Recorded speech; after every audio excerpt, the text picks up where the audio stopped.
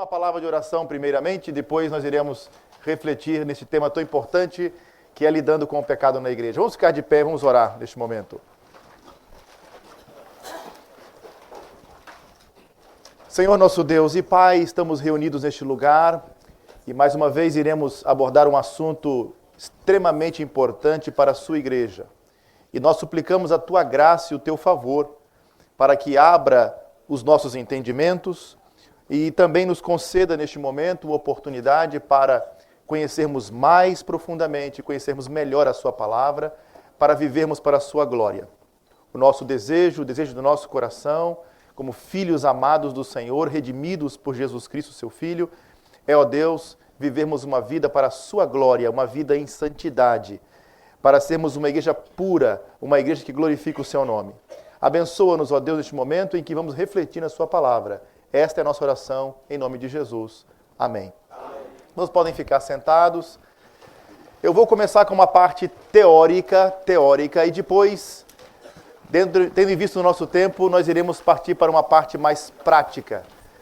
O objetivo aqui é responder a seguinte pergunta: como lidar com o pecado na igreja? Lidando com o pecado na igreja.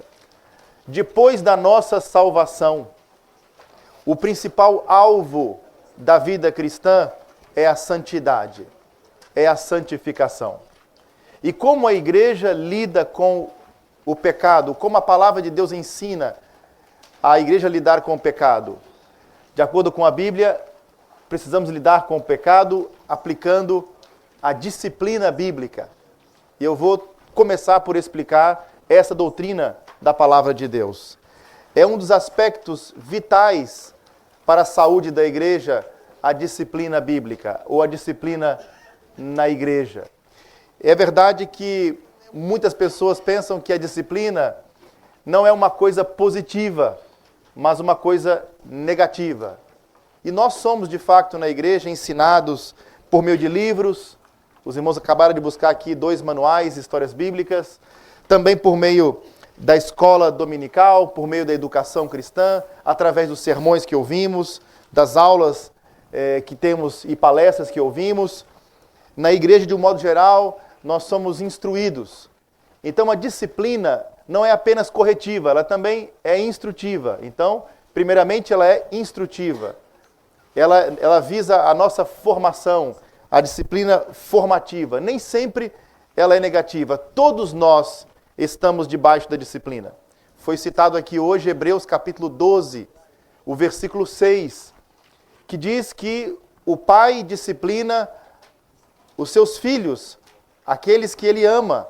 Então todos nós, crentes em Jesus, filhos de Deus, pela obra de Jesus Cristo, ao crermos em Jesus Cristo, sendo feito um filho de Deus, você entra para a disciplina do Senhor, está debaixo da disciplina. Todo crente está debaixo da disciplina. E nesse sentido, a disciplina formativa, a instrução da palavra de Deus. Neste sentido, temos então disciplina na igreja. O outro detalhe que eu posso destacar é que a disciplina faz parte do discipulado cristão. Então a disciplina formativa, essa instrução é parte integrante do nosso discipulado. Isto é, do caminho do cristão de seguir o Senhor Jesus. Então, apenas para ressaltar que a disciplina nem sempre ela é vista como algo negativo e nem deve ser vista nunca como algo negativo. Em Hebreus capítulo 12, nós podemos abrir a palavra de Deus. Eu quero ler convosco na abertura desta reflexão. E nós vamos aqui no workshop ler algumas passagens da Bíblia. E vamos ler Hebreus capítulo 12, dos versículos 4 até o versículo 14.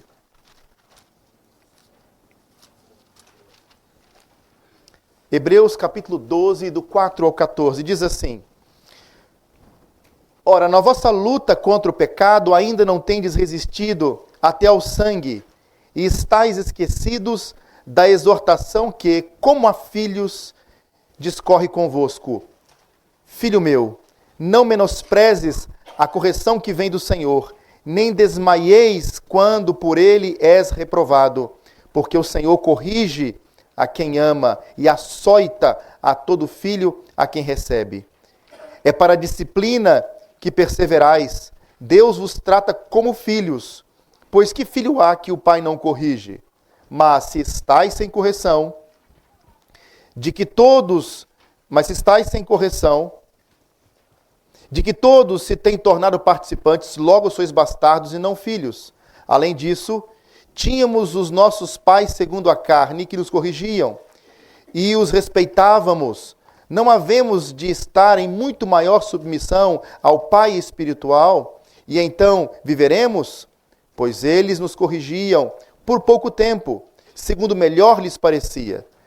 Deus, porém, nos disciplina para aproveitamento, a fim de sermos participantes da sua santidade.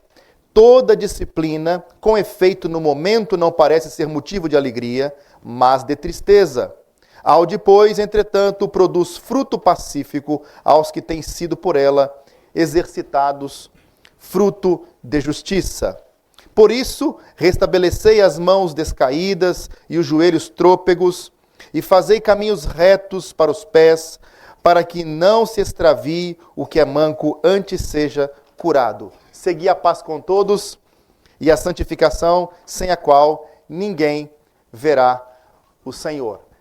Portanto, a disciplina é algo positivo, eminentemente positivo, porque o próprio Deus corrige aquele que Ele ama. E como aprendemos aqui, já foi ouvido na palestra anterior, se você não está sendo disciplinado após pecar contra Deus, se o Pai não está a exercer disciplina sobre você, é um sinal muito ruim, é um sinal de que você ainda não é um filho de Deus. O aspecto principal da disciplina é para que possamos ser santos, como o nosso Deus é santo. Claramente aqui o texto vai nos mostrar isso, que o objetivo da disciplina é a nossa santificação. Um outro objetivo positivo da disciplina, se lermos, por exemplo, um texto conhecido como Mateus 18, versículo 15, diz que o objetivo da confrontação na disciplina, para lidar com o pecado de um irmão, é para ganhar o irmão. Portanto, nós praticamos a disciplina por amor a Deus. E também praticamos a disciplina pois queremos ganhar o nosso irmão. E nas palavras do apóstolo Paulo, em 1 Coríntios capítulo 5, versículo 5, para que o espírito seja salvo, portanto, no dia do Senhor. O objetivo da disciplina, então, é a nossa santificação, é lidando, então, com o pecado no intuito de mortificá-lo, de confrontá-lo, para que haja distinção entre a igreja e o mundo. Lembrando que o objetivo é ganhar o irmão e não destruir o irmão, para que ele então seja salvo, ou seja, visando que a igreja seja uma comunidade de pessoas verdadeiramente regeneradas. Outro aspecto importante ainda é que hoje em dia, quando estamos a falar de disciplina, eu não entrei no assunto ainda, muitos vão elencar e muitos usam como argumento o texto de Mateus, capítulo 7, versículo 1. Não julgueis para não serdes julgados. Utilizam muito este texto para dizer que não pode ter disciplina na igreja porque ninguém pode julgar. Não podemos avaliar os frutos das pessoas e emitir nenhum parecer sobre isso. Muitos utilizam este texto. Contudo, independentemente do significado destas palavras de Jesus em Mateus 7, no versículo 1, não julgueis para não seres julgados, independentemente do sentido que nós encontramos aqui, obviamente exclui aquele tipo de julgamento que o próprio Jesus ordenou em Mateus capítulo 18, versículos 15 a 20. E iremos ler esse texto agora. Vamos ler então Mateus capítulo 18, versículos 15 ao versículo 20.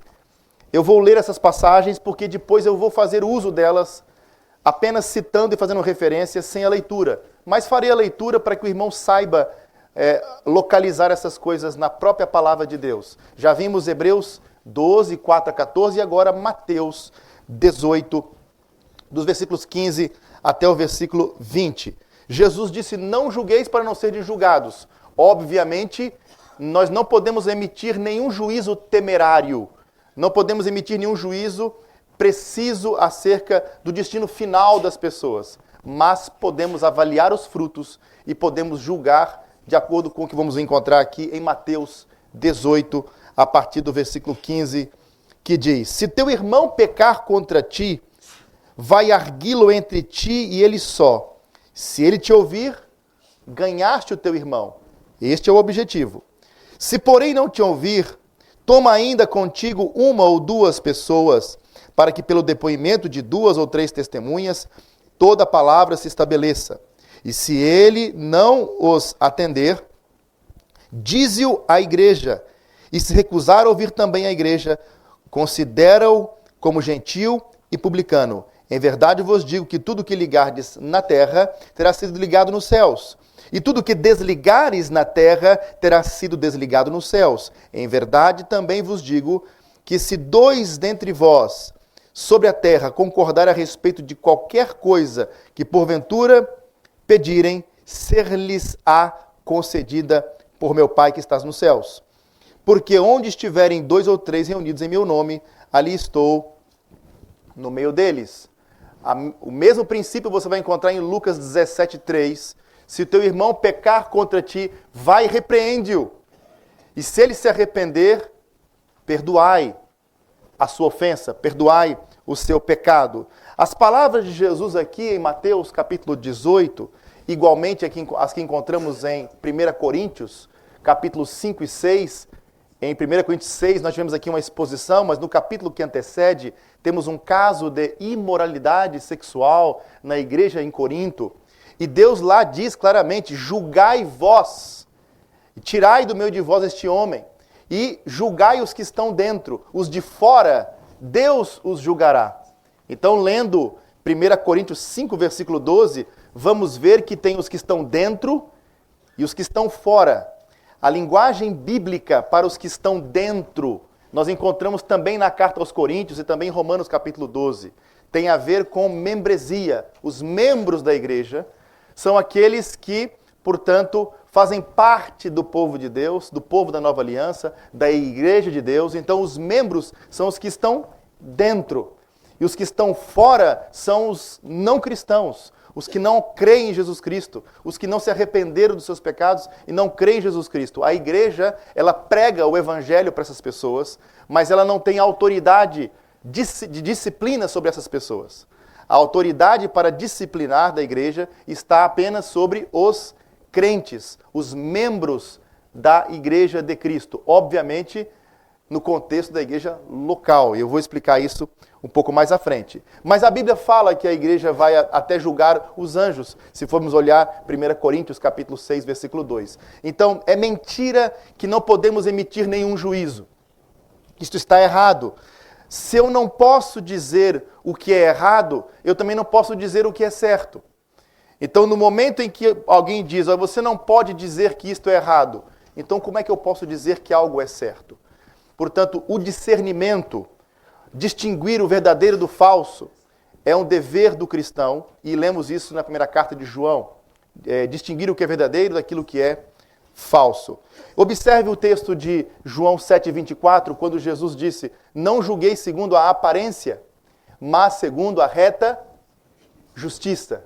Então a igreja, ela pode julgar com retidão, ela pode avaliar, portanto, coisas e emitir um parecer à luz da palavra de Deus. E fazemos isso o tempo todo. E precisamos mostrar que há uma distinção entre a igreja e o mundo. Portanto, se alguém reivindica ser um cristão e se recusa a viver como um cristão deve viver, nós precisamos seguir aquilo que a Bíblia diz e, para a glória de Deus e para o bem daquela pessoa, removê-la da membresia da igreja.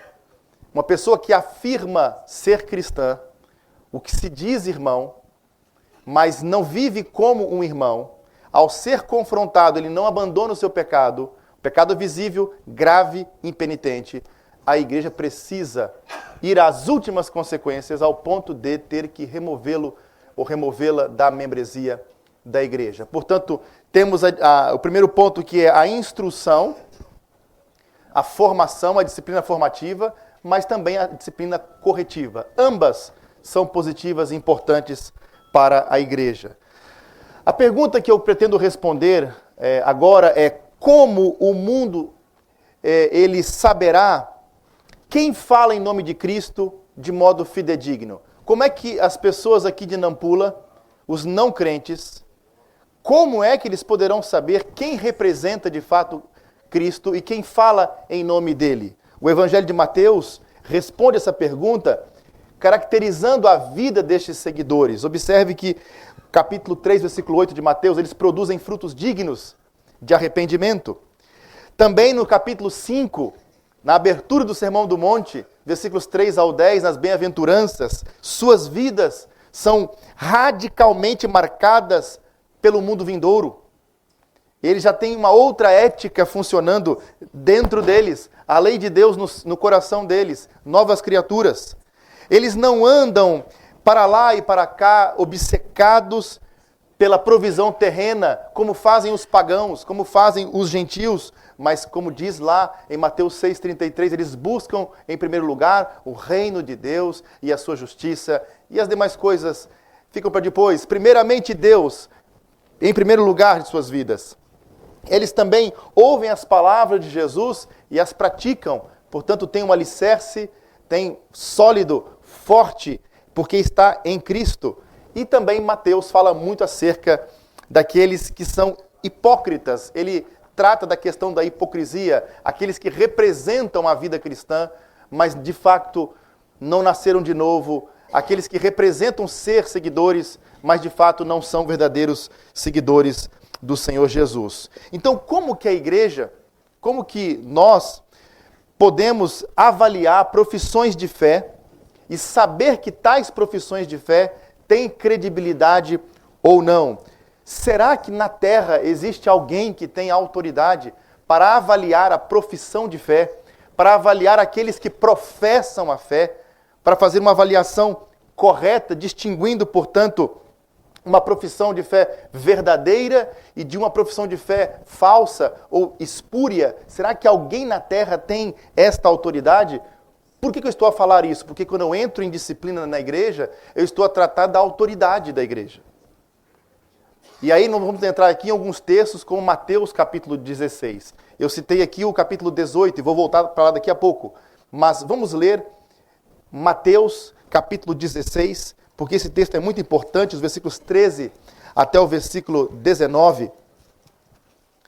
Porque aqui veremos que Jesus deu esta autoridade para a igreja exercê-la, para a avaliação de profissões de fé e também daqueles que professam a fé. Mateus capítulo 16, versículos 13 ao 19.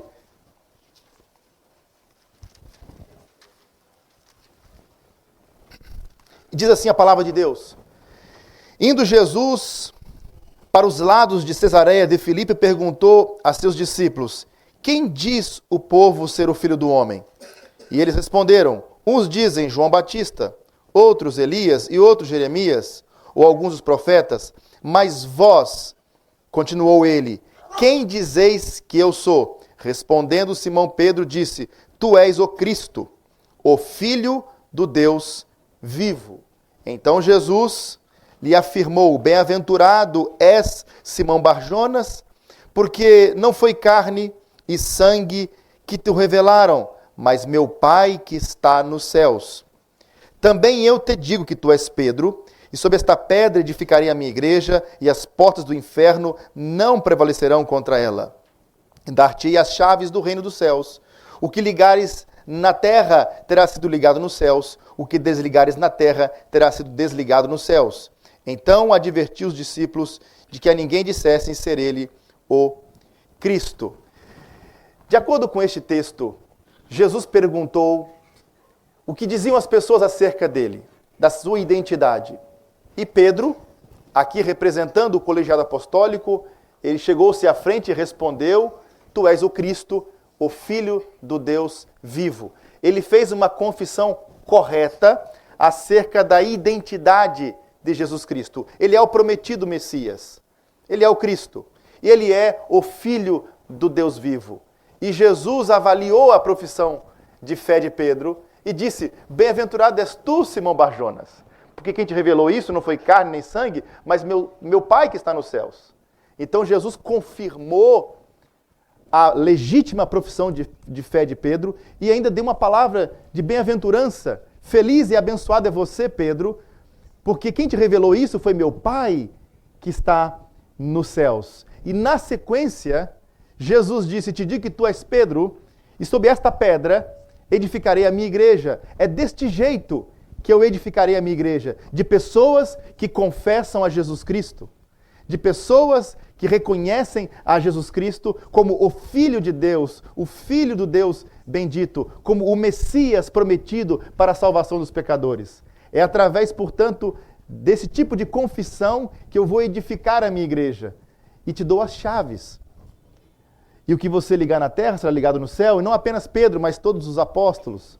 E observe que, no capítulo 18 que eu li agora há pouco, este mesmo poder das chaves, agora para desligar um membro impenitente, que não se submete à disciplina, uma vez confrontado pessoalmente, ele não se submete, depois confrontado com testemunhas, ele não se submete, depois é confrontado pela própria congregação, ele não se submete. A igreja agora tem esta autoridade. Aquilo que estava na mão daqueles primeiros apóstolos e discípulos é estendido agora para a igreja. A igreja tem esta autoridade dada por Jesus para avaliar profissões de fé e para emitir um parecer. É verdadeiro ou falso? Na verdade, é isso que acontece quando batizamos uma pessoa. Quando uma pessoa ela vai ser batizada, nós geralmente avaliamos a profissão de fé dessa pessoa, e se ela faz uma profissão de fé correta e credível, pressupomos que ela nasceu de novo porque ela está a professar corretamente, está a viver de acordo com aquilo que ela professa, e então ela é batizada. Quem batiza é a igreja. Jesus Cristo deu essa autoridade para a igreja incluir pessoas na membresia da igreja pelo batismo, e também deu autoridade para até a manutenção desta comunhão na igreja, que é a ceia. É o que encontramos em Mateus no capítulo 26. Então, lendo Mateus 16, Mateus 18, Mateus 26 e Mateus 28, nesses 4 capítulos, encontramos toda a lógica da autoridade da igreja para o exercício da disciplina. Jesus disse para os seus discípulos, em Mateus 28, 19, ide fazer discípulos de todas as nações, batizando-os em nome do Pai, do Filho e do Espírito Santo, ensinando-os a guardar todas as coisas que vos tenho ordenado. Então ela instrui, ela educa. Mas se aquele discípulo não segue, ela tem a autoridade também para remover essa declaração de que aquela pessoa representa Cristo. Por que ela pode fazer isto? Porque quando o Senhor Jesus disse para Pedro aqui em Mateus capítulo 16, que você é um bem-aventurado, Jesus estava na terra falando em nome do céu. Estava representando o céu aqui na terra. E na sequência, o Senhor Jesus disse que daria as chaves para Pedro, obviamente para ele, para os apóstolos, e como vimos no capítulo 18, também para a igreja. A igreja, ela é a única representante de Jesus Cristo autorizada para avaliar profissões de fé, para praticar, portanto, esta ordenança do batismo, incluindo pessoas, e, obviamente, como vimos em Mateus 18, e depois vou citar aqui 1 Coríntios capítulo 5, ela tem autoridade também para, se a pessoa não vive mais de acordo com a profissão de fé inicial que ela fez no batismo, de remover essa declaração de que está ali um cristão verdadeiro. Portanto, quando a igreja não pode mais publicamente declarar que uma pessoa é uma pessoa cristã, está na hora de aplicar a disciplina corretiva. Quando não temos certeza se aquela pessoa é crente ou se ela não é crente, se ele é salvo ou se ele não é salvo, está na hora da igreja retirar a declaração inicial, porque nós só incluímos na membresia da igreja, pela autoridade bíblica, aqueles que professaram uma fé credível e vivem de acordo com esta fé. Então Jesus avaliou a confissão de Pedro e, obviamente, avaliou o próprio Pedro. Deus deu, através do Senhor Jesus Cristo, a autoridade para a igreja, para que ela possa olhar nos olhos de uma pessoa que professa a fé, avaliar sua profissão de fé, avaliar a conduta dela à luz de sua profissão de fé, se combina, e emitir um parecer dizendo pode ser batizado ou não pode ser batizado. Isto é uma autoridade eclesiástica que deve ser bem ensinada na igreja, porque não faz sentido excluir quem nunca foi incluído. Então, não vale a pena falar de disciplina da igreja se nas vossas igrejas não é praticada a membresia da igreja. Então, tem que ter um conceito claro de membresia da igreja para que a disciplina da igreja possa acontecer efetivamente. Portanto, a igreja exerce o poder das chaves, batizando pessoas na igreja, ensinando tudo o que Jesus ordenou, e essa autoridade ela é exercida pela igreja também por meio da ceia do Senhor, que é a manutenção desta comunhão. No batismo, a minha fé se torna visível. No batismo, a sua fé se tornou visível. Por quê? Você fez uma pública profissão de fé e todo mundo, naquela dramatização do batismo, viu a sua fé. E na ceia do Senhor, nós estamos a ver os membros da igreja. Os que estão a participar da ceia do Senhor são os membros da igreja. Por isso que a exclusão consiste, em última instância, em remover uma pessoa da comunhão da ceia do Senhor. Uma coisa muito séria. Então, respondendo, quem tem autoridade para batizar e confirmar profissões de fé? A igreja. Quem está encarregado de proteger o nome de Cristo e de separar os professos legítimos dos impostores? A igreja. Quem está encarregado de manter a vida da comunidade e de supervisionar, portanto, o discipulado do povo de Cristo? A igreja. Portanto, aquela ideia, Cristo sim, igreja não, é uma ideia que não tem nenhuma relação com a Bíblia. Porque a vida cristã é uma vida de igreja. Jesus disse, edificarei a minha igreja. O que é a igreja? Eclesia. É uma assembleia de pessoas. É uma congregação. A igreja é uma reunião de pessoas. O Senhor Jesus está reunindo um povo. Alguns já estão reunidos, como está em Hebreus capítulo 12, lá no céu. Alguns já estão lá. Mas aqui na terra nós temos embaixadas do império de Cristo.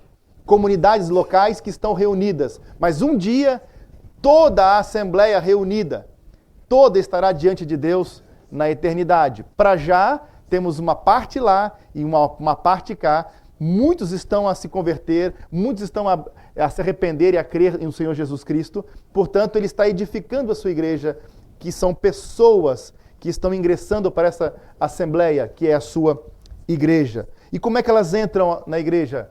Obviamente, professando que Jesus Cristo é o Filho de Deus, como fez Pedro, reconhecendo seus pecados e crendo em Jesus Cristo de todo o coração. Como é que Cristo, então, formará essa assembleia de pessoas? Ele formará com pessoas que confessam o seu nome. E aí significa o seguinte, quando eu tenho alguém que inicialmente confessou a Cristo, mas agora não vive mais de acordo com a confissão que fez inicialmente, a igreja precisa confrontar esta pessoa.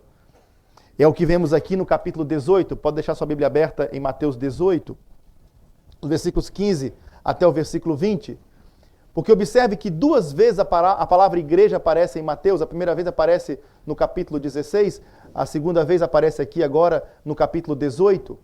No capítulo 16, Jesus disse, edificarei a minha igreja. Ele está a falar da sua igreja universal, do seu povo em toda a terra, em todos os tempos. Mas aqui em Mateus 18, nós temos a igreja sendo utilizada num sentido local. Por quê? Quando vai dizer assim, dize-o a igreja, como está no versículo 20, dize-o a igreja. Não é no versículo 20, é no versículo 17. Deixa-me ver aqui, Mateus 18, versículo 17.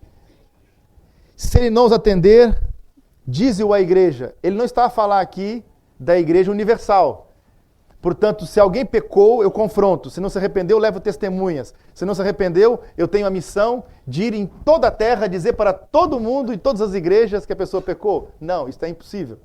Então, se alguém pecou lá na cidade de Lisboa, eu preciso confrontá-lo, levando testemunhas. É impossível chegar a Nampula para fazer chegar essa informação para todos os irmãos aqui de Nampula. Então, igreja aqui é no sentido local.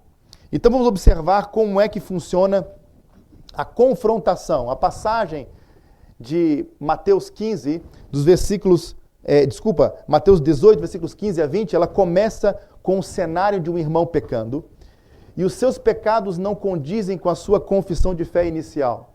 Então Jesus recomenda 4 etapas. A primeira etapa, uma confrontação particular.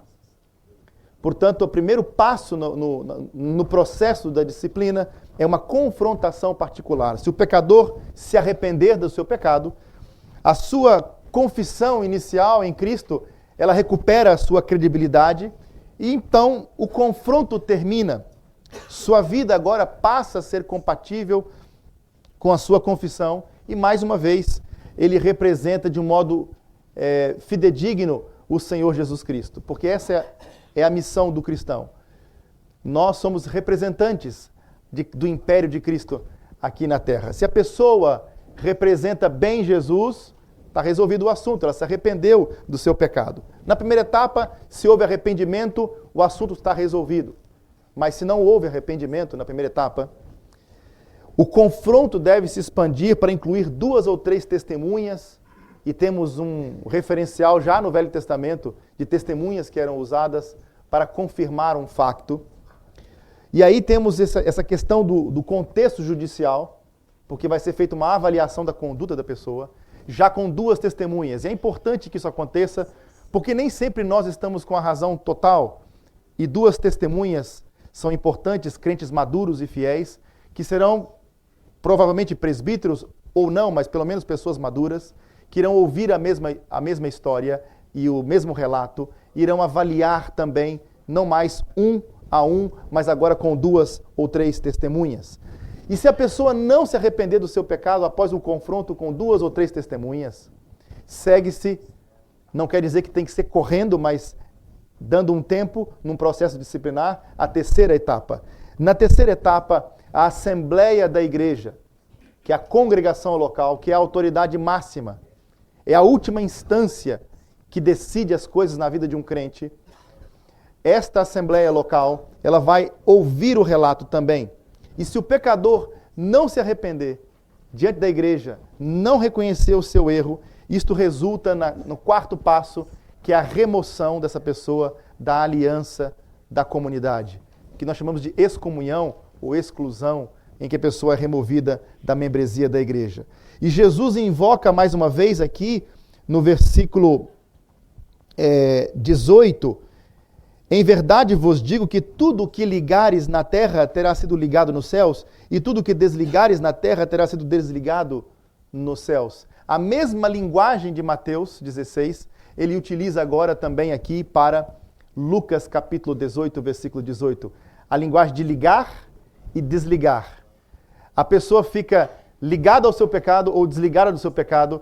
A igreja emite, portanto, um parecer judicial, se a pessoa está em condições de continuar na igreja, membro, ou se a pessoa não é mais um cristão porque não está demonstrando pela sua conduta, pela sua impenitência, não arrependimento, ela não mostra que é um cristão verdadeiro. E se isto for assim, devemos então considerá-la uma pessoa estranha, um gentil e um publicano. O gentil é alguém que não faz parte do povo de Deus. Um publicano é alguém até que é inimigo do povo de Deus. Considerai-o, portanto, um gentil, que não faz parte, ou até mesmo um inimigo da congregação. Isso poderá acontecer e, infelizmente, tem acontecido. E como resultado, então, a Igreja de Cristo tem autoridade do céu para declarar quem na terra é um cidadão do reino, e desta forma a Igreja representa os céus com o poder das chaves. É só a igreja que tem essa autoridade, não é eu, pastor, que tenho essa autoridade da igreja, não é um membro da igreja, mas é a própria congregação que recebeu esta autoridade para avaliar profissões de fé e também para avaliar a conduta dos que professam a fé. Então avaliamos o evangelho que a pessoa professa e a pessoa que professa esse evangelho. Avaliamos a confissão e avaliamos o confessor. Um outro ponto importante que eu devo destacar, eu vou ser breve agora, e você pode apontar, se você quiser, essa informação. O que Jesus, essa é a pergunta, o que Jesus autorizou a igreja a fazer, portanto, resumindo, em Mateus 16, 18 e 28. A primeira coisa que devemos aprender logo na Escritura é que Jesus autorizou a sua igreja apostólica a ser a proclamadora e a guardiã das boas novas. Então Jesus autorizou a sua igreja para proclamar o Evangelho e para guardar esse depósito, guardar esta mensagem. Segunda verdade, Jesus autorizou a sua igreja a confirmar qualquer indivíduo que professe o Evangelho de modo fidedigno, assim como ele fez com Pedro. Então, se alguém chegar na sua congregação, onde o irmão é membro, e professar a fé em Jesus Cristo verdadeiramente, arrependeu-se dos seus pecados e creu em Jesus Cristo, e começa a viver as implicações ou a luz do Evangelho, andando como Jesus andou, e você viu isto, biblicamente falando, a igreja tem o dever de batizar esta pessoa. Não podemos negar o batismo àquele que creu verdadeiramente em Cristo e que nasceu de novo. A igreja tem essa missão e ela tem essa autoridade para batizar esta pessoa. Um outro ponto também importante é que Jesus autorizou a sua igreja a não apenas incluir as pessoas pelo batismo. Aliás, se não existe inclusão, então não existe. Se não existe exclusão, então não existe inclusão. Portanto, só existe exclusão de uma pessoa se ela foi incluída alguma vez. E elas são incluídas pelo batismo. O batismo é a porta de entrada.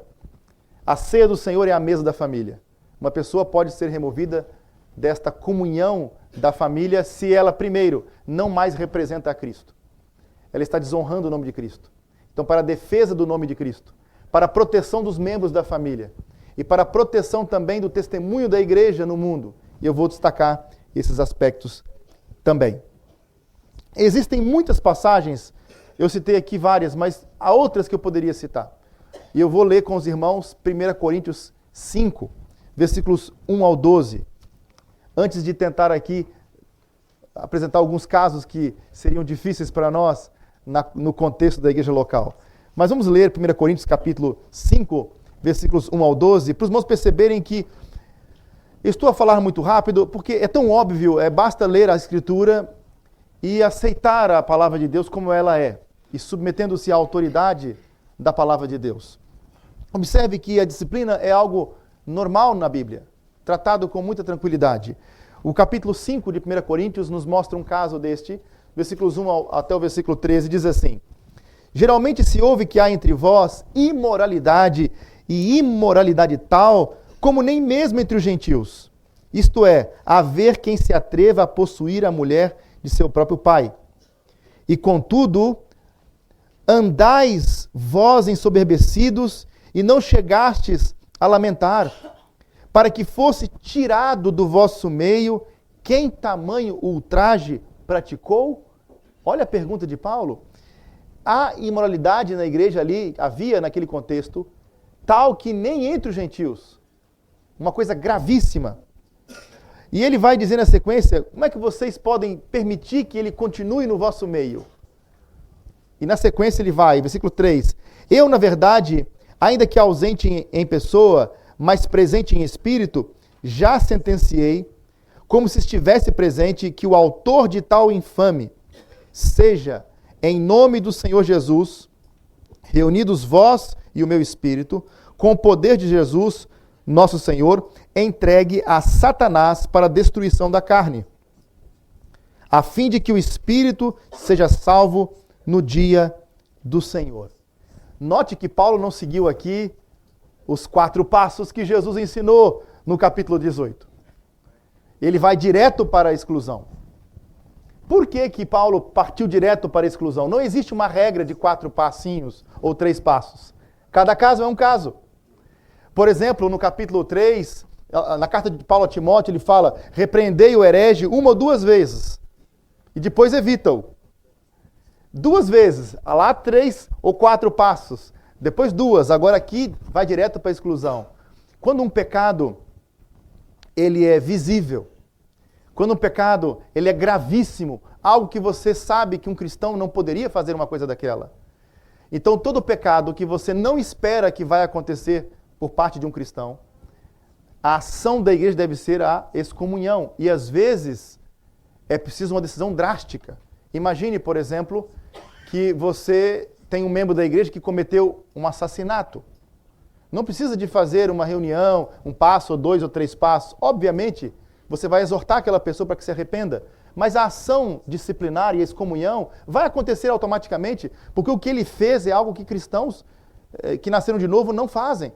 Pode acontecer, sim, com um cristão verdadeiro, de pecados gravíssimos, sim, mas quando a igreja não pode mais afirmar publicamente que aquela pessoa é um cristão, ela precisa agir com disciplina, e se a pessoa manifestar arrependimento, mesmo diante de pecados gravíssimos, temos que esperar um tempo para ver se de fato o que ela diz é verdadeiro. Não basta apenas confiar nas palavras, porque uma pessoa, para chegar a um ponto de ter um caso de 4 anos com uma amante, tem que ter um coração muito endurecido. Então não basta uma conversa de 1 hora para resolver o assunto. Quando a pessoa às vezes é confrontada e é descoberta no seu pecado, e pecados terríveis, e eu poderia aqui dar alguns exemplos. Portanto, o confronto pessoal, ele faz sentido, testemunhas também faz sentido em diversas situações, mas há casos, como o caso de pedofilia e outros casos gravíssimos que temos visto acontecendo no mundo, e como este caso de um homem que estava tendo relações sexuais com a mulher de seu pai, não se sabe se era sua própria mãe, mas pelo menos era sua madrasta, algo que nem pagãos faziam. É um pecado que você não espera de um cristão. Há pecados que você pode esperar de um cristão? Bom, deixa eu explicar isso bem, né? Para não causar confusão. Imagine que você vai ao supermercado e você compra uma cartela de iogurte e você leva para casa. Sua esposa pediu para que você levasse para casa porque ela gosta de iogurte, mas na noite você come todos. E ela de manhã, quando vai para o pequeno almoço, para o mata-bicho, ela não encontra nenhum iogurte, você comeu todos. Ela fica zangada. E ela pede para que você faça isso mais uma vez, vocês compram iogurtes novamente, e no dia seguinte ela não encontra nada, porque todas as noites você se levanta às 3 da madrugada e come todos os iogurtes. E você faz isso 1 vez, 2, 3. E então aquela irmã chega zangada na igreja e diz: pastor, eu já não aguento mais, o meu marido está a comer todos os iogurtes. Ele tem que ser disciplinado. Bom, obviamente a glutonaria e a falta de consideração, ele merece ser exortado por isso. Ele precisa de ser exortado por isso. Mas não é um caso em que vamos praticar a disciplina eclesiástica. Então, nem todas as falhas e fragilidades nossas que nós praticamos, coisas que faz parte da nossa luta contra o pecado, imperfeições humanas, vamos agir com exclusão. Mas há coisas que, premeditadamente, impenitentemente, de forma gravíssima, quando são cometidas, põem em causa a nossa profissão de fé e a nossa representação como cristãos. E quando não mais estivermos em condições de dizer publicamente: olha, o João é um verdadeiro crente, quando a igreja não puder mais dizer isto publicamente a respeito de uma pessoa, está na hora de excluir essa pessoa. Porque se você sabe que ele é um cristão verdadeiro que se arrependeu, não deve excluir. Tem outros procedimentos de tratamento, de acompanhamento no discipulado cristão. Mas observe aqui que havia alguém na igreja aqui em Corinto. E o texto vai dizer: por que removê-lo? Versículo 6. Não é boa a vossa jactância, não sabeis que um pouco de fermento leveda toda a massa? Ou seja, aquele homem já estava a influenciar até a igreja local, porque já não havia distinção entre a igreja e o mundo. Porque coisas que nem no mundo aconteciam já estavam acontecendo dentro da igreja. E aí diz Paulo: lançai fora o fermento velho, para que sejais nova massa. Como sois de fato sem fermento, pois também Cristo, nosso Cordeiro Pascal, foi imolado. Por isso celebramos a festa, não com o velho fermento, nem com o fermento da maldade e da malícia, e sim com os asmos da sinceridade e da verdade. Quer celebrar a Páscoa? Pratica disciplina na igreja. Removendo o fermento que simboliza o pecado e pessoas que vivem no pecado, na prática do pecado. Não porque pecam ou não pecam, mas porque vivem no pecado. Vivem na desobediência, vivem na prática impenitente do pecado. E ele vai dizer, versículo 9: já em carta vos escrevi que não vos associeis com os impuros. Refiro-me isto não propriamente aos impuros deste mundo, não aos incrédulos, não aos descrentes, não aos de fora, não aos avarentos, aos roubadores ou idólatras, pois nesse caso teríeis de sair do mundo. É impossível viver nesse mundo sem conviver com pecadores, porque o mundo está repleto de pessoas vivendo assim. Mas ele está a dizer aqui no versículo 11, daqueles que dizem que são cristãos, Aquele que dizendo-se irmão for impuro, ou avarento, ou roubador, com esse tal, nem ainda comais. Pois com que direito haveria eu de julgar os de fora? Não julgais vós os de dentro? Está vendo aqui? A igreja deve julgar os de dentro. Os de fora, Deus. O juízo começa na casa de Deus. Nós estamos a trabalhar aqui a partir de textos bíblicos tão claros. Essa pessoa que não mais representa Cristo, que não anda como ele andou, que está em pecado e não se arrepende, um caso como este deve haver disciplina eclesiástica. Mas de que forma fazemos isso? Gálatas 6, versículo 1 nos ensina: irmãos, Gálatas 6:1, se algum homem chegar a ser surpreendido em alguma ofensa, vós que sois espirituais, encaminhai o tal com espírito de mansidão, olhando por ti mesmo, para que não sejas também tentado. Então, o modo como isso deve ser feito, esses passos de confrontação, tudo isso deve ser feito com espírito de mansidão, com amor, brandura. E a disciplina deve ser praticada sempre com amor. Amor para com Deus, amor para com aquele homem ou aquela mulher. Amor também pela igreja e amor até pelos de fora que não estão a crer no evangelho por causa do mau testemunho daquela pessoa. E note que Paulo vai usar uma expressão que ele utiliza depois também, em 1 Timóteo 1, versículo 20, entregou a Satanás. O Senhor Jesus disse muito claramente que Satanás é o príncipe deste mundo. O mundo jaz no maligno. Quando estamos a falar do reino de Deus, do império de Cristo, todo aquele que se arrepende e crê faz parte do reino de Deus, entra no reino de Deus. Quem nasce de novo se torna filho de Deus, entra para o reino de Deus. Mas quando alguém é removido da aliança da comunidade, quando nós já declaramos aquela pessoa como não crente, como um gentil e um publicano, ao remover aquela pessoa da aliança da comunidade, nós estamos a dizer publicamente, essa pessoa não faz parte do império de Cristo, não faz parte do reino de Deus, porque ele vive como ímpio, ele não é cristão. Logo, ele está sendo devolvido para o reino em que Satanás exerce a autoridade. Mas o objetivo não é aqui uma declaração satânica que Paulo está a fazer, o que ele está a dizer é o que acontece. Quando alguém não está em Cristo, quando alguém não está na comunhão dos santos, ele está no império das trevas, debaixo da influência do diabo. Mas o objetivo é para que o seu espírito seja salvo, ou seja, para que aquele homem reconheça rapidamente o seu erro, se arrependa e seja um crente verdadeiro, e que possa então fazer parte do povo de Deus. Olha o que Paulo vai fazer aqui em 1 Timóteo 1:20, e eu vou chegar aqui ainda nos pastores, para depois nós termos aqui um tempo de aplicação. O tempo passa muito rápido, não é isso? Então vamos ler aqui 1 Timóteo, capítulo 1, versículo 20. Estou a falar bem rápido, pois é muito conteúdo. 1 Timóteo 1:20 diz, e dentre esses, vamos ler o 19 também para ter um contexto. Mantendo a fé e boa consciência, porquanto alguns, tendo rejeitado a boa consciência, vieram a naufragar na fé.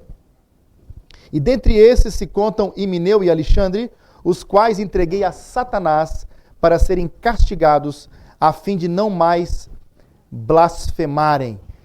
Veja o que ele disse que deve ser feito com essas pessoas, os quais entreguei a Satanás para que aprendam a não blasfemar.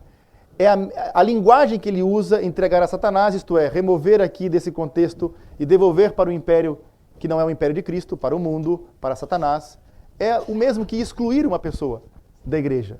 Estes homens foram excluídos porque estavam a blasfemar, eles naufragaram na fé. Então, heresias também, que as pessoas ensinam, elas devem ser confrontadas também, e se elas não abandonarem os ensinos heréticos, que negam os fundamentos doutrinários da fé cristã, que negam a fé que de uma vez por todas foi dado aos santos, como está em Judas 3, quando isso acontece, a pessoa deve ser confrontada e ensinada, mas se ela continua no erro, ela não pode fazer parte da membresia da igreja, porque nós professamos um conteúdo de verdades revelados na palavra de Deus.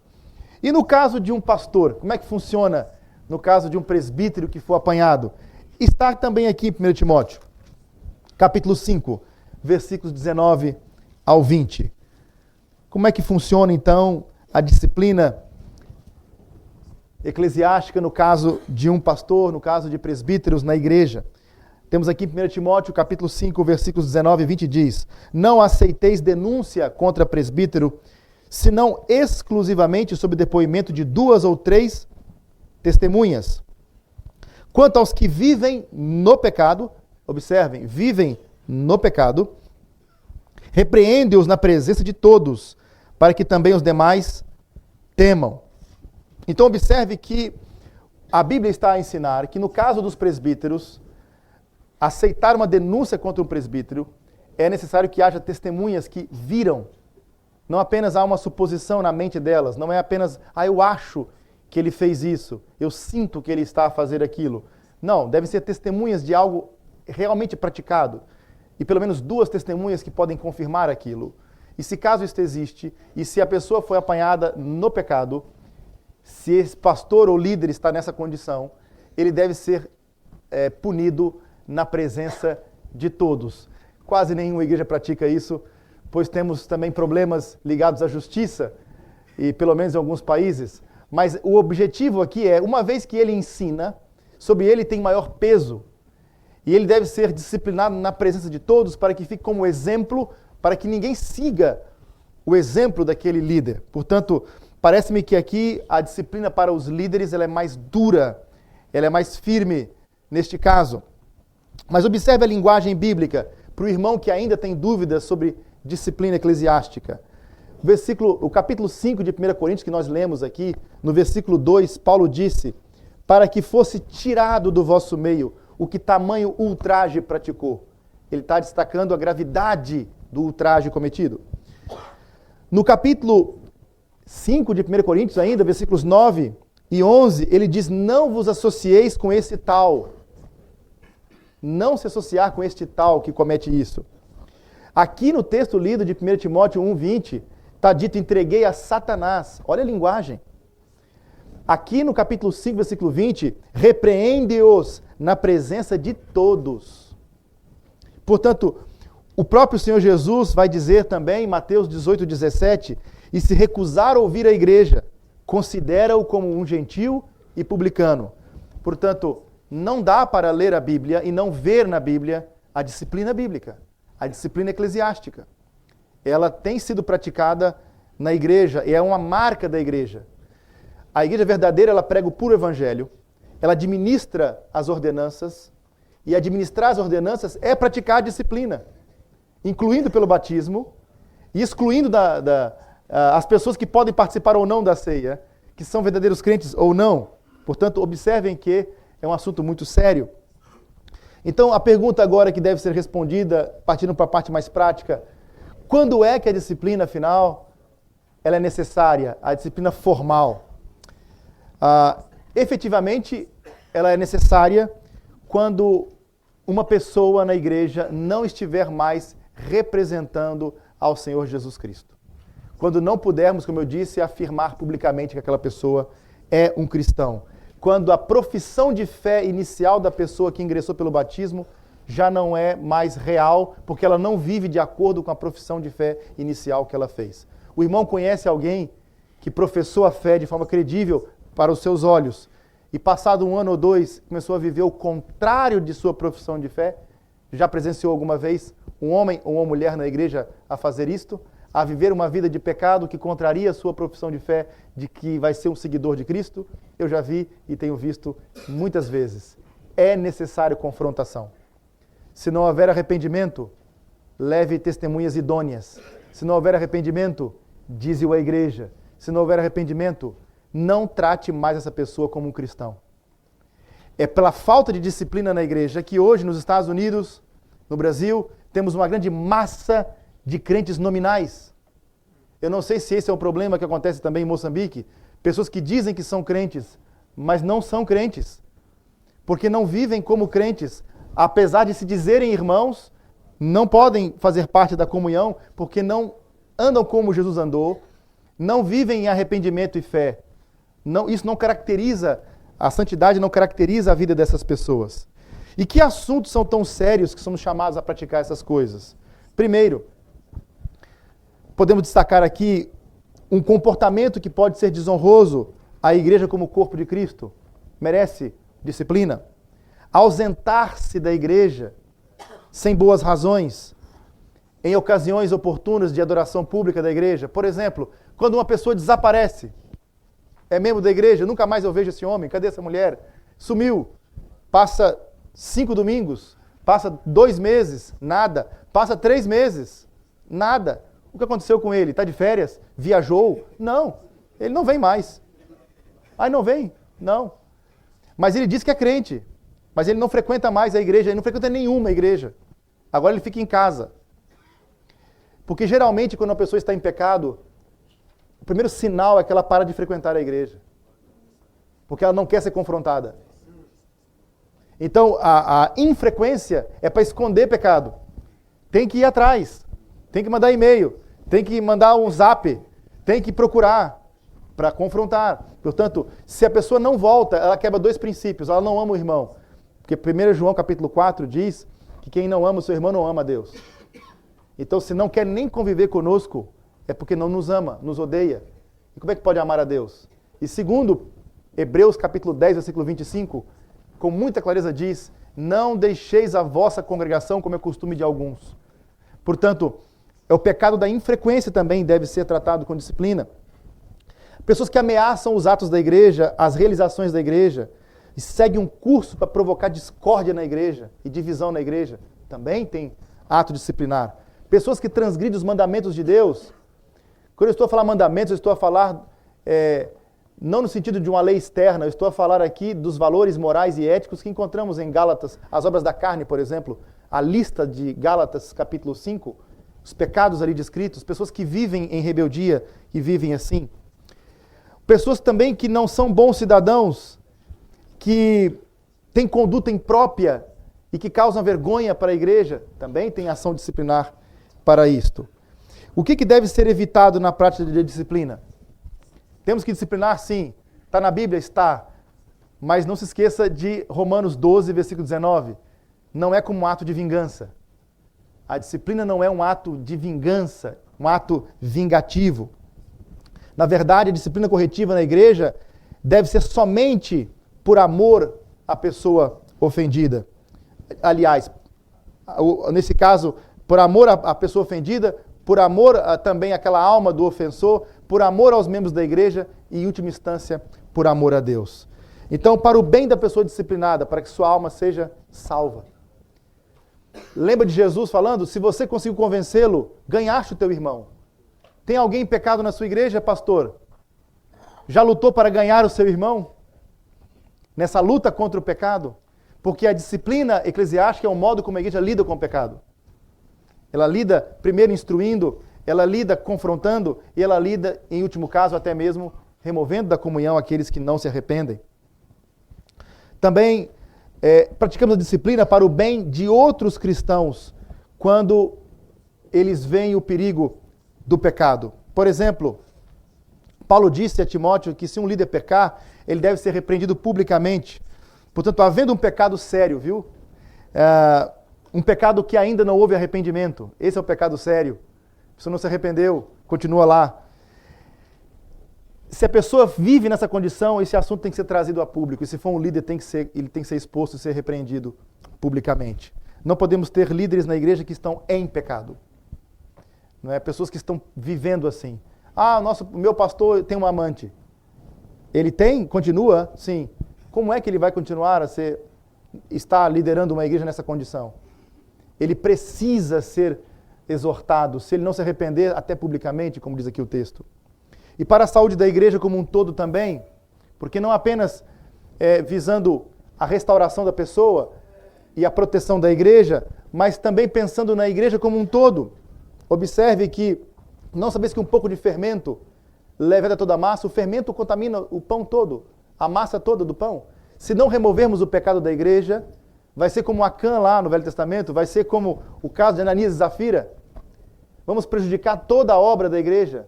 O pecado na igreja destrói o nosso testemunho. Então, a questão do testemunho coletivo ela é muito importante. As pessoas observam as nossas vidas. Em especial, em especial quando há uma comunidade de pessoas. Aí que elas observam mesmo aquela comunidade. Não de pessoas perfeitas, mas de pessoas marcadas pelo verdadeiro amor por Deus e uns para com os outros. Então, quando as igrejas elas são vistas se conformando com o mundo, e Romanos 12, 2 diz, não vos conformeis com este mundo, mas quando as igrejas se conformam com o mundo, a tarefa da evangelização se torna difícil. É difícil evangelizar, porque nós estamos atrapalhando o mundo de ver a diferença que há entre a igreja e o mundo. Quando a nossa igreja se torna igual ao mundo, quando a disciplina sai da igreja, como dizia John Dagg, Cristo sai também. A disciplina sai, Cristo sai. Dá um mau testemunho, infelizmente, a igrejas que fazem isso. E o objetivo máximo, praticamos a disciplina para a glória de Deus. Fomos criados por Deus para portar a sua imagem e transmitir o seu caráter à sua criação, para refletirmos a sua glória. Então espera-se que os cristãos sejam santos, como santo é o nosso Deus. E por causa da reputação de Deus, para defender a honra de Cristo, temos que praticar a disciplina também. Temos de ser luz do mundo, de modo que as pessoas vejam nossas boas obras e glorifiquem ao Pai que está no céu. Mas se ao verem nossas obras, repudiam a Cristo, desonram e falam mal da obra de Cristo, da igreja de Cristo, estamos a fazer algo muito grave que deve ter como consequência a disciplina eclesiástica. Observe que a figura que aparece da igreja em Apocalipse, no livro de Apocalipse, capítulo 22, versículo 15, é de uma noiva gloriosa, que reflete a glória do próprio Cristo. Mas enquanto a igreja reflete a glória de Cristo, os outros ficarão de fora, os cães, os feiticeiros, os impuros, os assassinos, os idólatras e todo aquele que ama e pratica a mentira. Então essa noção de quem está dentro e quem está fora, quem entra e quem sai, é uma noção clara do Evangelho, é uma noção clara de toda a Bíblia, é um padrão bíblico. A disciplina tem que ser praticada, porque de fora ficarão estas pessoas. E o propósito em praticar a disciplina, portanto, meus irmãos, é positivo, é bíblico, é benéfico para a nossa vida. É assim que lidamos com o pecado na igreja. Eu vou ter aqui ainda 20 minutos. Tenho 20 minutos? Eu gostaria de apresentar pelo menos 2 casos, e eu queria que os irmãos refletissem nesses casos. Eu vou citar um caso, uma vez que o pastor, o Joey, estava a pregar e citou um caso de imoralidade sexual. Eu vou apresentar este caso, porque pode ser que isso está a acontecer agora na igreja em que o irmão é crente, membro, ou até mesmo pastor. Então eu vou apresentar este caso e vamos pensar um pouco neste caso e ver como a Bíblia lida com este caso. O primeiro caso é de um homem José, um nome fictício. José estava envolvido ativamente no ministério de misericórdia na igreja. Ajudava na obra social da igreja. Até ajudava a liderar a igreja. Seus amigos mais próximos, que eram presbíteros na igreja, haviam começado a conversar com ele a respeito das dúvidas que ele tinha sobre a fé cristã. Ele estava tendo algumas dúvidas em alguns assuntos. Certo dia, a esposa de José entrou em contato com um deles, com um daqueles presbíteros, e revelou que seu marido havia recentemente se envolvido em pelo menos um relacionamento extraconjugal. Tinha cometido adultério pelo menos uma vez. Talvez mais vezes, ela não tinha certeza. 2 presbíteros da igreja se encontraram com José, diversas vezes em particular, para tratar tanto daquele caso do adultério, quanto das dúvidas com relação à fé cristã que ele tinha. Mas das 2 vezes que eles tentaram, foi sem sucesso. Não tiveram êxito no diálogo com José. José admitia que suas atitudes eram erradas, ele reconhecia o erro, mas ele respondia às perguntas sobre continuar saindo com outras mulheres de uma forma evasiva. Quando confrontado, vai continuar com isto? Não vai romper com isso? Ele não era contundente e não demonstrava um claro arrependimento quanto àquilo. Várias semanas depois, ele disse aos 2 líderes que estava deixando a esposa e que seu casamento havia terminado. Em poucos dias, José saiu de casa. A pergunta: José deve ser excluído da igreja? Em caso afirmativo, com que urgência José deve ser excluído da igreja? E eu deixo essa pergunta. Quem gostaria de responder, pode só levantar e dizer. Ele deve ser excluído? Um voluntário para dizer sim ou não? Ninguém fala? Sim. Sim. De forma rápida, urgente, ou vamos seguir mais alguns passos? De forma imediata. E por que tem que ser de forma imediata? Por que não dá mais uns meses para José pensar melhor? Por quê? Primeiro, José não revelou arrependimento. José não só foi apanhado no ato, porque ele foi descoberto no pecado, ele não foi lá confessar o pecado. Ele foi apanhado no pecado. Não se arrependeu do pecado e avançou ainda mais. Rompeu o casamento e avançou na relação de adultério.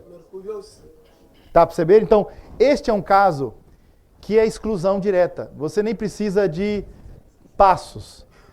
A igreja tem que se reunir e remover. Na próxima Assembleia Geral, José é removido pela liderança, obviamente, mas já na próxima Assembleia o assunto é tratado como exclusão. Por quê? Porque José já assumiu o seu pecado e vai viver nele. José não se arrependeu. Nenhuma pessoa pode continuar membro da igreja se comete pecados grosseiros como esse e não se arrepende e continua.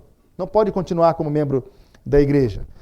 E, portanto, se um adultério é descoberto, como o caso de José foi, pode-se esperar que, inicialmente, a pessoa reaja de uma forma defensiva. Então, se tiver alguém na sua igreja que foi apanhado de adultério, é natural que ele vai reagir na defensiva, num primeiro momento. Então, não seja apressado. Não seja apressado. Mas se a pessoa, ao ser confrontada, se arrepende genuinamente,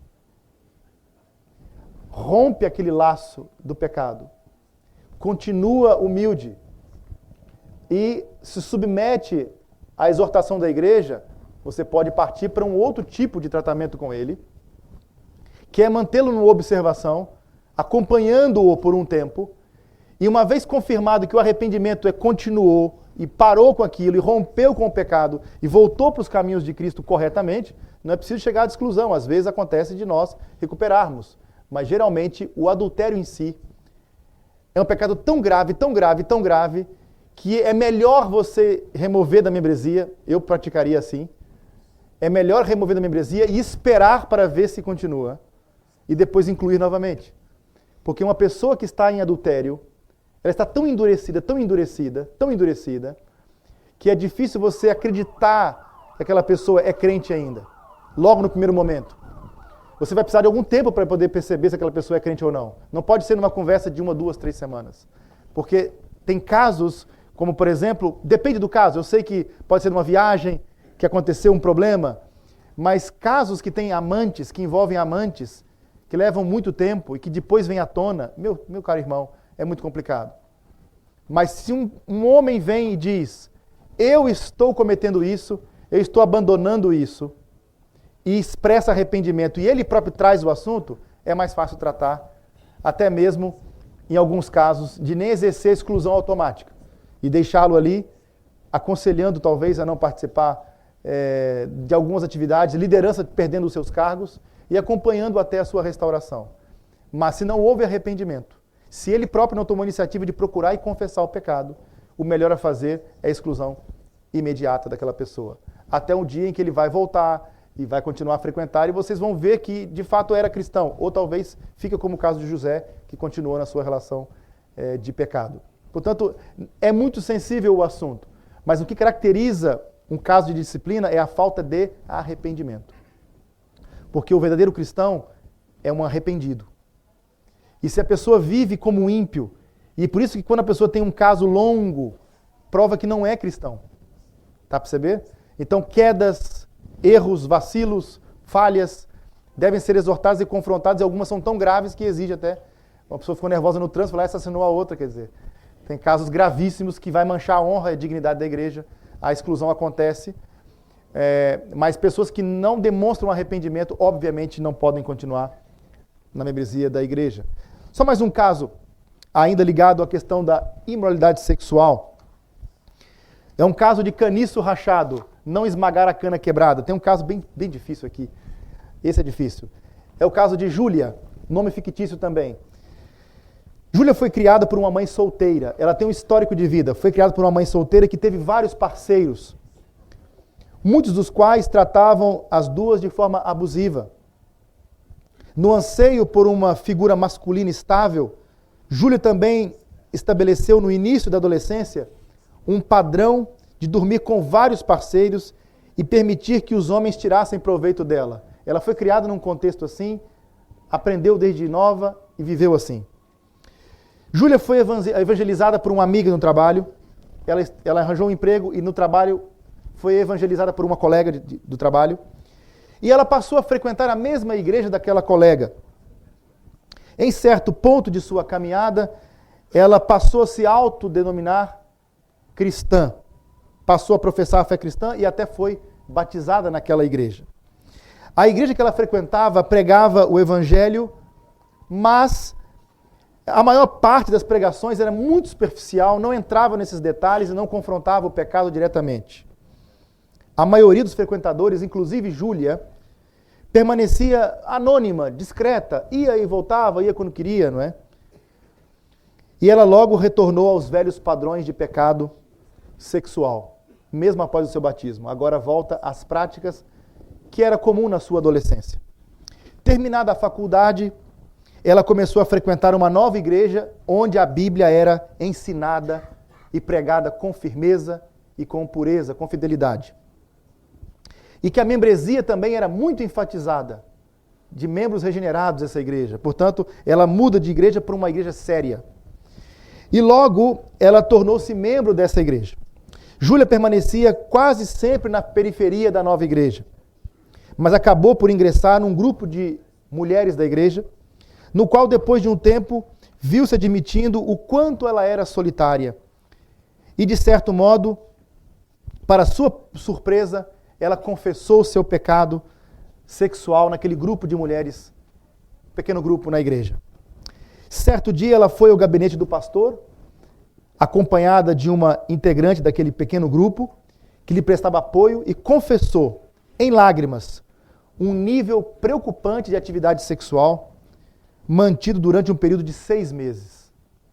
Ela estava vivendo em fornicação há muito tempo e ela, ao ser confrontada com a palavra, ela tomou a iniciativa de confessar na mudança de igreja que ela fez. A pergunta que se faz é: Júlia deveria ser excomungada ou excluída? As circunstâncias em que ela foi criada, a falta de conhecimento das doutrinas, de ensino moral, da moral bíblica, da ética cristã, deveriam pesar na decisão dessa nova igreja em avaliar o caso de Júlia, que tomou a iniciativa de vir e confessar o seu pecado? Como é que a igreja, então, age nesta situação? Primeiro, vamos avaliar o pecado dela. Vamos avaliar. A fornicação, isto é, a relação sexual antes do casamento, assim como o adultério fora do casamento, ela é um pecado que põe dúvida na profissão de fé de um cristão. Em especial quando se torna um padrão dessa pessoa, ou um estilo de vida dessa pessoa, que é o caso aqui de Júlia. No início de sua jornada, ela sabia vagamente que era errado, mas a igreja que ela frequentava não levava a sério esse pecado e não falava muito disso, portanto ela não tinha tanto conhecimento sobre isso. A sua amiga de trabalho que levou-la para a igreja fazia muitas brincadeiras no trabalho, brincadeiras maliciosas, de conotação sexual. E não era segredo também para Júlia de que vários participantes de sua antiga igreja tinham uma vida sexual ativa fora do casamento, antes do casamento.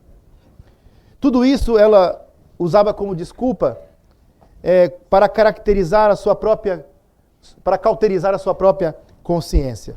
Mas na nova igreja, para onde ela foi, que é esta que vai agora avaliar o seu caso, o seu senso de hipocrisia e também de condenação aos olhos de Deus aumentou muito depois disso. E ainda assim, os padrões de moralidade e as necessidades emocionais estavam muito arraigados nela, que ela acabou, por mesmo sendo confrontada, a cair no pecado na mesma. Mas agora ela procura a igreja. ela pede ajuda, ela confessa seu pecado e ela quer sair do seu pecado. A pergunta que se faz é, qual é a decisão num caso como este? Como fazer num caso como este? Uma jovem que agora esclarecida pede ajuda e confessa. Ninguém descobriu, ela veio e contou. Excluída? Hã? O irmão levantou a mão lá atrás. Excluída, sim ou não?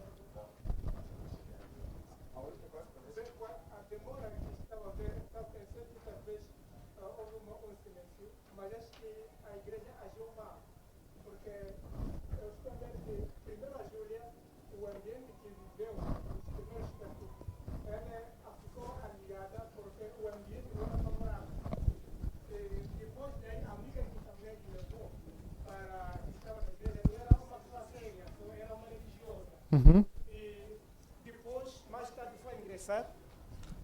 foi ingressar numa outra igreja que estava a falar seriedade, que estava a falar Cristo, e ela acabou tendo um arrependimento.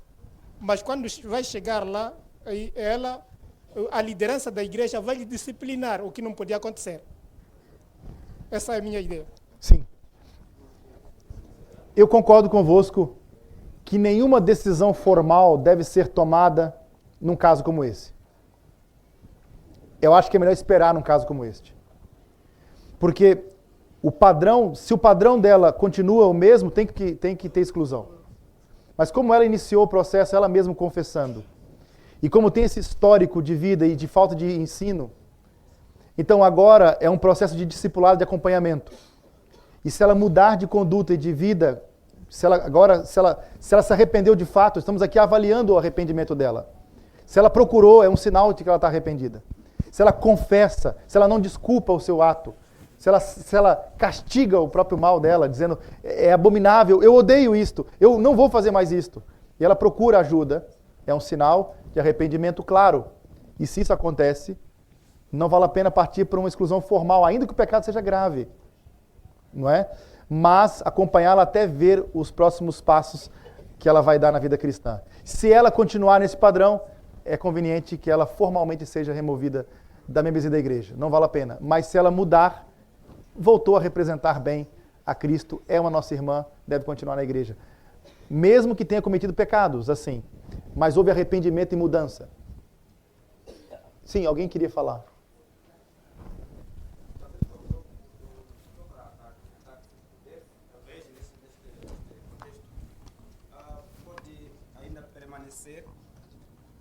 Fora da ceia, sendo observada. Bom, é porque eu lendo o Novo Testamento, eu não consigo ver, eu não consigo encontrar na Bíblia, porque eu sou escravo da Bíblia, escravo da palavra. Remover da ceia é excluir. Excluir é remover da ceia. Mas podemos fazer uma coisa, eu estou de acordo consigo. Se nós ainda não atingimos o ponto de certeza de que ela é crente, aconselhá-la. Olha, se eu fosse você, eu não participava da ceia agora. Tá para perceber? Não é excluí-la da ceia, mas aconselhá-la a não participar por um tempo. Pode acontecer isso, mas o excluir da ceia é excluir da igreja. Tá bem? A membresia da igreja, o que significa excluir alguém da igreja? Ele não pode mais participar dos cultos? Não. Nós queremos que ele venha ouvir a palavra. Não podemos mais ter comunhão com ele, espiritual nenhuma. Associação e comunhão. Se ele exerce alguma influência, então, muito mais perigoso. Não podemos ter comunhão. Agora, significa que ele está fora da aliança da comunidade. Ele não é mais membro e não participa da ceia. Então, se tirar da ceia, está excluindo. Né? Portanto, seria um aconselhamento. Evite por um tempo, porque tem uma dúvida ali. A gente ouviu o testemunho dela. Parece que sim, ela confessou, mas agora é o tempo. É o tempo que vai demonstrar que ela mudou de conduta, até porque é muito recente tudo que ela fez. Então é normal que isso aconteça. A igreja tem autoridade para avaliar essas coisas e tomar decisões com sabedoria. Concordo com a ideia. Não sei se todos concordam, se alguém... Sim? Concordam? Mais um caso e eu vou ter que terminar, porque nosso tempo avançou bastante. Vamos lá. é um caso que eu vi, foi o pastor Dr. Charles partilhou conosco um caso interessante, que é um caso de idolatria, de sincretismo na igreja. Isso é um caso difícil. Um casal na igreja tem um filho pequeno, um casal da igreja, da vossa igreja, tem um filho pequeno, que fica muito doente. Solicitam as orações da igreja e também procuram ajuda no centro de saúde local. Mas a doença é grave e a criança não melhora com o tratamento e com a oração e com a visita dos líderes da igreja que oram pela criança e a ungem com óleo. Como última tentativa de salvar a vida do menino, eles viajam para um território, para o distrito natal, onde eles nasceram, e pedem a um curandeiro que peça ajuda aos espíritos familiares, aos familiares falecidos. Um jovem da igreja é ativo na juventude, um outro caso, esse aqui é o primeiro caso. O segundo caso, um jovem da igreja é muito ativo na juventude. Ele precisa ser aceito na universidade local para poder ser treinado para um bom emprego. Mais tarde ele quer ir para um bom emprego. Mas não é bom aluno. Ele não é muito estudioso. Acontece que seu pai conhece um colega da empresa que imprime a prova e que pode conseguir uma cópia dessas questões do vestibular para ajudá-lo a passar de ano. Desesperado para conseguir o treinamento, o aluno pede ao pai que ajude com uma cópia das questões para ele passar burlando as regras. Mais um caso. Um antigo professor da Bíblia já foi uma grande força na igreja local. Ele desaparece repentinamente dos cultos. Quando os líderes o visitam, ele diz-lhes que há algum tempo ele tem dúvidas crescentes de que a Bíblia seja verdadeira e de que haja algo sobrenatural na fé cristã. Para ser honesto, ele acredita que é apenas mais uma religião, como todas as outras religiões, que as pessoas seguem para tentar obter ajuda sobrenatural nas suas vidas e ter uma estrutura para explicar o desconhecido. Ele, entretanto, superou essa fase de depender dessas coisas. Ele já não precisa mais disto. Mais um caso. Um conhecido curandeiro, autor de livros cristãos populares e palestrante em conferências internacionais, abandona sua esposa e filhos para viver com uma mulher que é sua amante há vários anos. Um conhecido líder na igreja faz isso. Qual é o traço comum de cada um destes cenários? Qual é o traço comum? O que devemos pensar sobre a contradição espiritual dessas pessoas? Que passagens da Bíblia nos ajudam a avaliar a posição deles diante de Deus? Em que podemos basear uma garantia não enganosa, da salvação deles? Que escritura nos orientariam para casos como este? Quais são os motivos enganosos para pensar que alguém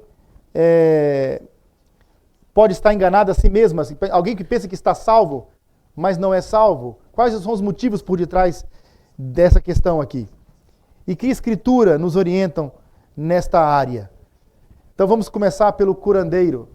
Aliás, pela família crente que tinha um filho doente e que, ao não ter resultados pela oração, foi procurar um curandeiro na terra natal. Isso é comum aqui? Eu achei interessante porque eu quis citar, porque isso não faz parte do meu contexto. O que caracteriza essa pessoa? É um crente verdadeiro? Tem que ser disciplinado, sim ou não? Sim. Como é que vocês caracterizariam essa pessoa? Qual o versículo bíblico para poder caracterizar, por exemplo? Uma passagem só. Sim. Só uma passagem, vai lá.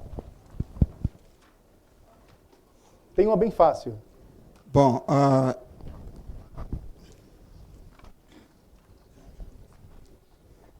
Por favor. a passagem da Bíblia que eu vou citar é exatamente 1 Coríntios, porque esses estão a manifestar o espírito de idólatras. Sim. Mas não poder servir a dois senhores também. Sim, sim. Não é isso? Obrigado. Portanto, é impossível uma pessoa servir a Jesus, ser leal a Jesus e procurar curandeiros que é um ato de idolatria. É uma ofensa gravíssima contra Deus. É uma prova de que não há uma conversão genuína. Este é um caso também que exige disciplina na igreja. Portanto, é uma prova que mostra que existe sincretismo, existe idolatria, não houve uma entrega. O arrependimento e a fé, o novo nascimento, a pessoa que nasceu de novo, tem apenas Cristo como único Senhor. O único Senhor. Jesus Cristo não é apenas o nosso Salvador. Ele é o nosso Senhor. Jesus não pode salvar aqueles em quem Ele não pode mandar. Ele é o Senhor das nossas vidas. E não podemos ter dois senhores. Portanto, essa mulher, essa família, este pai, esta mãe, tinham dois senhores. Então é um caso de disciplina. E é uma evidência, avançou para levar o filho, traindo sua profissão de fé. É um caso que exige disciplina eclesiástica. Agora, outro caso também que é muito triste é o caso da falta de honestidade, que pode não parecer tão grave como adultério, como assassinato, mas como um roubo efetivo, mas é aquele que quer pegar um teste, as questões respondidas de um teste de vestibular, previamente, para chegar no teste e tirar nota máxima. E quer obter esses favores do pai que tem um amigo lá no trabalho. O que caracteriza este jovem da igreja? O que caracteriza ele? Ele é o quê? Foi dito que carnal, não foi? Ele é carnal. Essa expressão carnal, acho que vai estar nas perguntas e respostas, se calhar vamos conseguir responder lá. Tem pessoas imaturas. Tem sarkikos, sarkinos, do grego. São pessoas diferentes. Uma coisa é estar na carne. Eu acho que estão entrando por aqui, em Romanos 7. Estar na carne, ser um ímpio. Outra coisa é ser imaturo. Então, há pessoas imaturas na igreja. Um novo crente que faça isso não é para disciplinar, é para orientar. Mas alguém que já tem anos na igreja, que é um líder na igreja, que vai procurar um curandeiro, ou então que faz esse tipo de engano e trapaça, é uma pessoa muito consciente do seu pecado. E está fazendo isso deliberadamente, sabendo tudo que a Bíblia diz. Tem que ser disciplinada essa pessoa. Mas um novo crente, vai acontecer isso. Então é a disciplina formativa. Eu aconselho a instruir essa pessoa nos caminhos do Senhor. E depois de instruída, se ela continua, aí sim, a disciplina. Mas geralmente é incrível que essas coisas aconteçam. Pessoas que dizem-se cristãs e fazem essas trapaças. Portanto, o coração está revelando que não é um cristão, pelo menos se é novo, não é maduro. E se é antigo cristão da igreja, não é um crente fiel. Portanto, é um falso crente. Diz Senhor, Senhor, mas não obedece o seu Senhor. É um oportunista. Então tem que haver disciplina nesse caso. E o outro que larga a mulher já foi falado no primeiro caso. Portanto, eu termino aqui e posso responder mais alguma pergunta se der tempo, mas acho que temos que almoçar, não é?